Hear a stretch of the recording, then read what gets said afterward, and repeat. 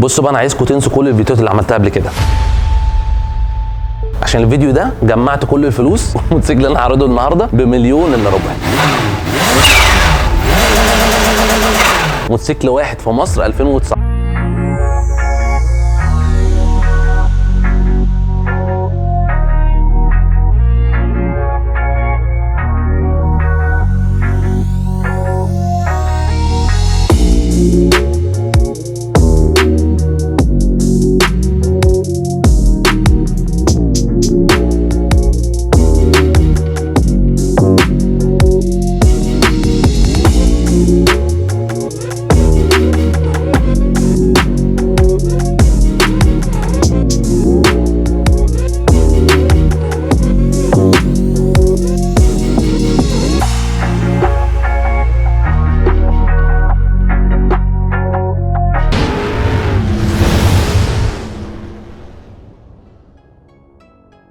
ازيكم عاملين ايه؟ معاكم اسامه مهدي بتاع موتوسيكلات. النهارده في حلقه جديده 1.4 مليون. طبعا زي ما انتم شايفين هنبدا الاول بالشيب بتاع الموتوسيكل والبادي. فانوس الاتش 2 هنا في النص وفي لينس من جواه. الفريم من وش قدام التوب معمول كربون فايبر. الموتوسيكل فيه طبعا هوايات كربون وجناب كربون، والرفرف اللي ورا كربون. طبعا الحاجات دي اوريجينال كربون، اوريجينال مش معموله مثلا ووتر ترانسفورم او معموله ورق. الحاجات دي كربون فعلا فايبر اوريجينال. من قدام هنبص على الموتوسيكل هنلاقي الموتوسيكل عندنا قدام على طنبورتين السيكنس بتاعتهم عاليه جدا، والفرامل هنلاقيها بريمبو. البريمبو دي يعتبر من احسن البريكس اللي موجوده في مصر كلها. لما الشركه نفسها بتبقى متعاقده مع الشركات ان هي تنزل لهم السيستم بريك بريمبو، فده بيبقى بيدل على قوه الموتوسيكل وان هم عايزين يوصلوا للموتوسيكل لسيفتي كويس جدا في البريك في الفرامل، عشان خاطر البريمبو دي يعتبر من احسن الشركات للبريكس عامه للفرامل. هنيجي نبص هنا على الموتوسيكل هنلاقي الموتوسيكل فيه عندنا هنا اي بي اس. ادي الدايره اللي فيها الشرط دي. اي موتوسيكل تبصوا تلاقوا فيه شرط كده هنا تعرفوا ان ده اي بي اس.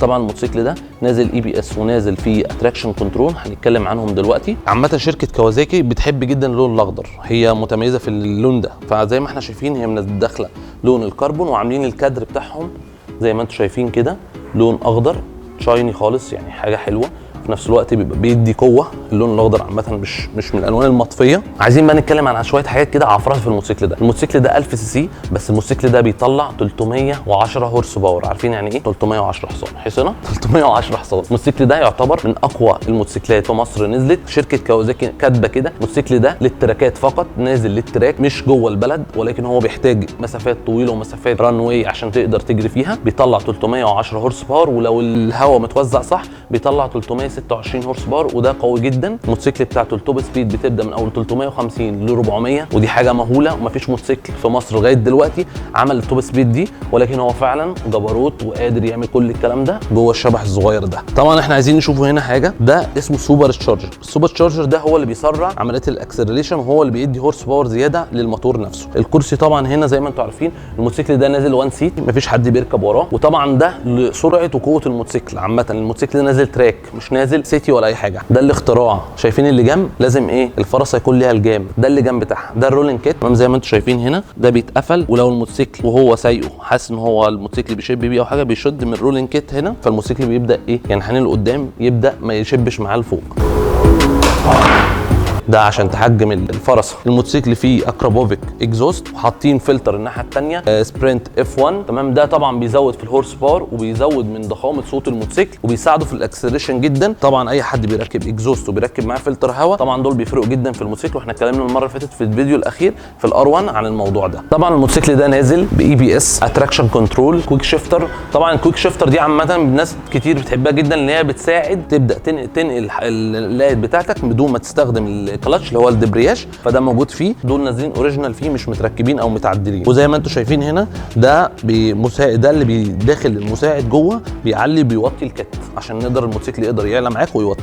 الفرد قدام 120 على 70 جنط 17، ورا هنلاقيها 190 70 17 برضو. الفرده اللي ورا دي 190. الموتوسيكل ده بينزل فيه منه بره الجنوب بتاعته بتبقى كربون فايبر، فدي طبعا بتخلي ويت الموتوسيكل نفسه. الموتوسيكل ده الوزن بتاعه 35. فده موتوسيكل برده مش خفيف عامه، كان موتوسيكل بالنسبه موتوسيكل 1000 سي، موتوسيكل تقيل جدا وموتوسيكل راسي جدا على الارض. ولكن لو الحاجات دي اتركبت فيه الجنوط الكربون فايبر طبعا ده كلها بتخلي الويت بتاع يقل معانا جدا في الكيت نفسه. السعه اللتريه بتاعته بتاعه البنزين 17 لتر، ودي برده كويسه جدا بالنسبه ان هي لو حتى دخل تراك او ماشي مسافه طويله بالنسبه للسعه اللتريه بتاعته كويسه جدا. هنيجي نبص هنا على الشاشه. طبعا احنا هنا عندنا في الكوازاكي 4 مود، طبعا كل مود بيتغير الشاشه معاك وبيتغير كل حاجه. يعني انت عندك مثلا كده احنا غيرنا الشاشه بقت بالشكل ده. لو عملنا مود 2 مثلا هتلاقي معاك مثلا البوست ظهر معاك، ده الدوسه بتاعت البوست ظهرت معاك، دوسه البنزين بيقول لك انت دايس قد ايه كده، وده طبعا اللي جنبه ده العداد بتاع البوست بتاع التربو.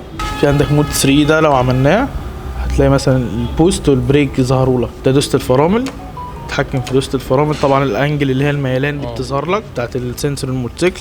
ده التراكشن كنترول عندك لما تعوز تزوده مثلا وتقلله. طبعا يستحسن انت تمشي بيه 4 5 ولا تمشي بيه ازيد من كده، لان لو فصلته خالص طبعا هيبقى خطر عليك، الموتوسيكل هيقعد يرفع معاك على كل الغيارات. طبعا لو عملنا مود 4 ده بقى اقوى مود خالص في الموتوسيكل، تلاقي العداد احمر عندك.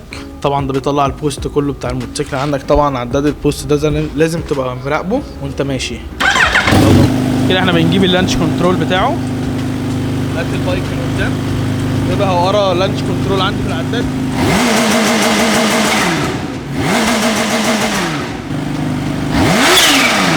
ده كده اقوى مود، كده المود ده بيطلع قوه الموتوسيكل كلها. طبعا لو فصلنا التراكشن لازم طبعا اللي يكون راكب الموتوسيكل ده يكون متمكن جدا، عشان الموتوسيكل ده بيرفع اولاني تاني تالت رابع معاك يرفع. بص الموتوسيكل عامه اللينز بتاعته قويه جدا.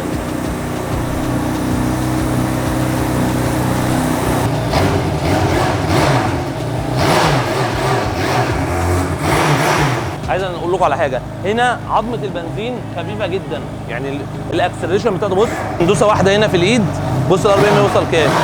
الموتوسيكل حاضر جدا يعني. لما بنيجي نطفي طبعا بتقول لنا كلمه كوازاكي. لو جينا بصينا للموتوسيكل ده هتلاقي الموتوسيكل ده غريب قوي على غير بقيه الموتوسيكلات عامه، تحس ان هو متقطع كده مش كامل. يعني بقيه الموتوسيكلات كلها بيبقى فيها الفيرنج التوب وهنا الجناب كامله وهنا الديله. هم عاملين شورتج لحاجات كتير قوي شايلينها، اكيد هم فيهم فكر، اكيد هم فيهم فكر طبعا. ايه هو الفكر عامه؟ ان هم عاملين الكيت من قدام زي ما انتم شايفين، ولكن هنا مفرغين من الجزء ده ومفرغين من الجزء ده ومفرغين من تحت لقوه الموتور. الموتور ده بيسخن جدا فلازم يدوا له التهويه الصح ولازم يدخلوا له الهواء بكذا اتجاه. فهنا انت عندك الموتور لما يبقى الهواء داخل كده مظبوط وداخل من قدام زي ما انتم شايفين هنا، هنشوف هنا هنلاقي ان الهواء بيدخل من عن طريق الفتحات دي وبيدخل هنا بيمشي على المسار ده تمام وداخل على الموتور بحيث ان هو يبدا يبرده. وزي ما انتم شايفين هنا برده نفس الكلام، الموتور يبدا يبرده نفس الكلام من تحت. فهم مديين اكتر شكل واكتر مساحه ان هم يقدروا يسيبوا منها ان الموتوسيكل ما يقدرش يسخن معاهم. شكل طبعا التيل زي ما انتم شايفين، انا عايز اجرب لكم القعده. باشا مصر، باشا مصر، ها معلش خلود، معلش اهو تمام. باشا مصر حبيبي ربنا يخليك. هم عاملين شكل من الجنب عشان يبان نجمه شكلها شيك جدا، وفي نفس الوقت شكل الديل طبعا حلو جدا. عاملين هنا ليدات والاشارات ليدات. هنا مفيش اي حد بيركب غير الكرسي واحد، اللي يشتري الموتوسيكل ده بيحب نفسه على فكره والله محدش هيركب معاه. هنا في مساعد اتزان ده عشان الغربله، عشان السرعات العاليه لو لا قدر الله اخد نقره اخد حفره الموتوسيكل ده ما يلعبش منك يمين ولا شمال. وطبعا ده هنا بيتضيق من هنا، بيبدا عشان لو عايز تضيقه او توسعه التحكم في الكنترول في الجادون نفسه. علامه البريمبو اهي، بريمبو كامل على فكره مش مساطر بس. شكل المرايات اكنك طالع راكب طياره.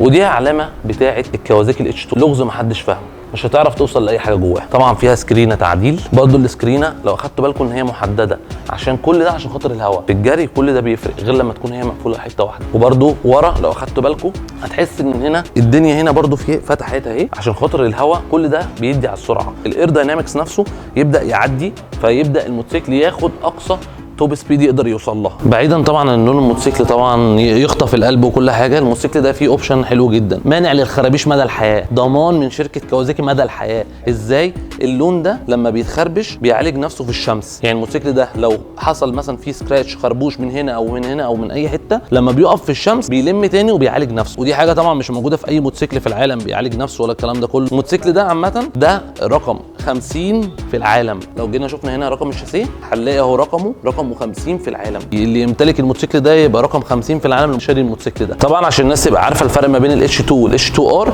تمام؟ الموتوسيكل ده اتش 2 مش اتش 2 ار. الفرق ما بينه وما بين الار ان الار بينزل من غير مرايات ومن غير فانوس، والهورس باور بتاعه الاوريجينال بيبقى 350 بينزل بفول اكزوست كامل، وزي ما انتم شايفين بيبقى نفس الموتوسيكل بالظبط بس بدون الحاجات اللي احنا قلنا عليها دي، وبيبقى مكتوب ورا اتش 2 ار وبيبقى شبيه لده. ده النسخه المصغره ليه. والموتوسيكل الاتش 2 ار بينزل تراكات فقط، يعني هو بينزل للتراكات بس، هو مش موتوسيكل عملي بتاع مشاوير، بل هو للرفاهيه فقط. رفاهيه جامده يعني، فشخره الدنيا يعني.